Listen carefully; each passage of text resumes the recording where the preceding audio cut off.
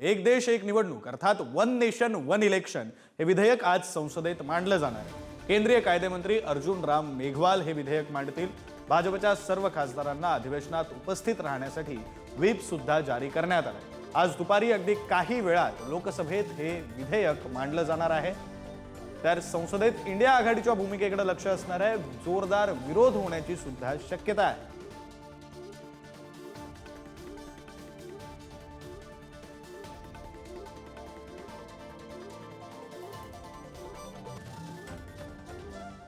तर एक देश एक निवडणूक अर्थात वन नेशन वन इलेक्शन या विधेयकाचा हे विधेयक जर मंजूर झालं तर त्याचा नेमका काय फायदा होऊ शकतो आपण एक नजर टाकूया।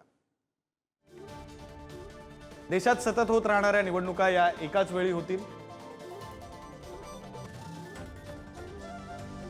एकत्र निवडणुका झाल्या तर निवडणुकीसाठीचे हजारो कोटी रुपये वाचतील।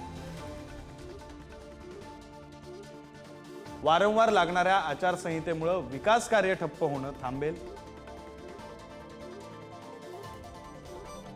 पुन्हा पुन्हा निवडणुका घेण्याच्या त्रासातून सरकारी यंत्रणा सुद्धा मुक्त होतील। एकत्र निवडणुकांमुळे काळा पैसा वारंवार वापरणं कमी होईल।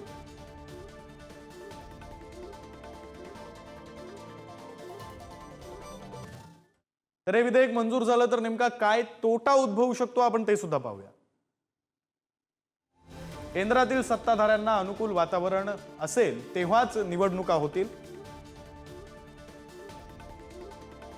अनुकूल परिस्थितीतील निवडणुकांमुळे केंद्रातील पक्षच गल्ली ते दिल्ली असा सत्तेत असेल।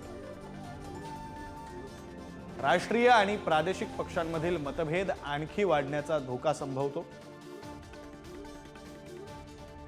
राष्ट्रीय पक्षांना फायदा होईल, मात्र छोट्या पक्षांना हे विधेयक मंजूर झालं तर त्याचा तोटा होईल। निवडणूक निकालांना विलंब होण्याची भीती ही व्यक्त केली जाते।